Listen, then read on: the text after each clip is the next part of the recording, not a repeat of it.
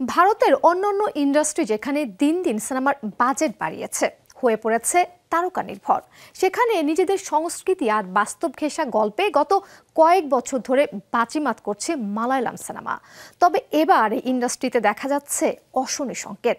যৌন হেনস্থার কলঙ্ক, একের পর এক গ্রেফতার কাণ্ড কিংবা বড় নির্মাতার প্রযোজকের আত্মহননের ঘটনায় আর্থিক ক্ষতির কারণে আগামী ১ জুন থেকে সিনেমার শুটিং ও প্রদর্শনী বন্ধের হুঁশিয়ারি দিয়েছে প্রযোজকরা।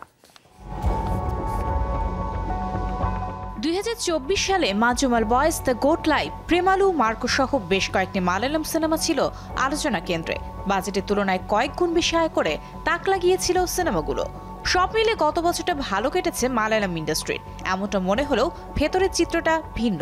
আর্থিক ক্ষতির কারণে আগামী ১ জুন থেকে সিনেমা শুটিং ও প্রদর্শনী বন্ধের হুঁশিয়ারি দিয়েছে প্রযোজকরা। সম্প্রতি প্রযোজক সমিতি, প্রদর্শক, পরিবেশক ও কেরালা ফিল্ম এমপ্লয়িজ ফেডারেশনের সঙ্গে আলোচনা শেষে চলচ্চিত্র প্রযোজক জি সুরেশ কুমার জানান, ২০২৪ সালে মুক্তি পাওয়া ২০০টি চলচ্চিত্রের মধ্যে মাত্র ২৪টি ব্যবসায়িক সফলতা পেয়েছে। বাকি সিনেমার প্রযোজকদের ক্ষতি হয়েছে ৬০০ থেকে ৭০০ কোটি রুপি। ওটিটি প্ল্যাটফর্মগুলো ব্যবসায়িক সফল সিনেমার প্রতি আগ্রহ দেখাচ্ছেন। এমন অবস্থায় ইন্ডাস্ট্রি সচল রাখা সম্ভব হচ্ছে না। এদিকে আর্থিক ক্ষতির পেছনে সিনেমার বাজেট বেড়ে যাওয়াকে দায়ী করছেন প্রযোজকরা। সবচেয়ে বড় সমস্যা হয়ে দাঁড়িয়েছে অভিনয় শিল্পীদের অতিরিক্ত পারিশ্রমিক, বেড়েছে সরকারি কর। এছাড়া তারকা ও টেকনিশিয়ানদের পারিশ্রমিক সহ নানা সংকট নিয়ে আলোচনায় বসেছিল চলচ্চিত্র সংগঠনগুলো।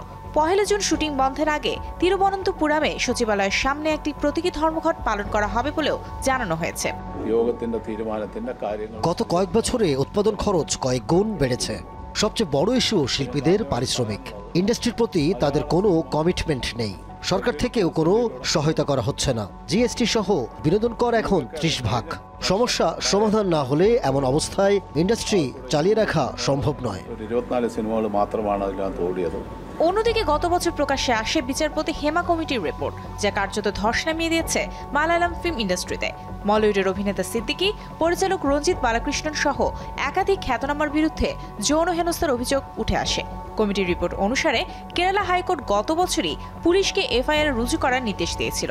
সেই রায়কে চ্যালেঞ্জ জানিয়ে পিটিশন দায়ের করা হয় সুপ্রিম কোর্টে। এবার সে আবেদন খারিজ করল দেশটির শীর্ষ আদালত। আদালত নির্দেশ দিয়েছে, পুলিশ যে কোনো আমলযোগ্য অপরাধের অভিযোগের ভিত্তিতে তদন্ত এগিয়ে নিয়ে যেতে সক্ষম। পুলিশকে কাজ করতে বাধা দেওয়ার কোনো নির্দেশনা থাকতে পারে না। আদালত নিজেদের তাদের অভিযোগ উত্থাপন করতে বলেছে এবং হাইকোর্টকে অনুরোধ করেছে গোটা বিষয়টি মনিটর করতে।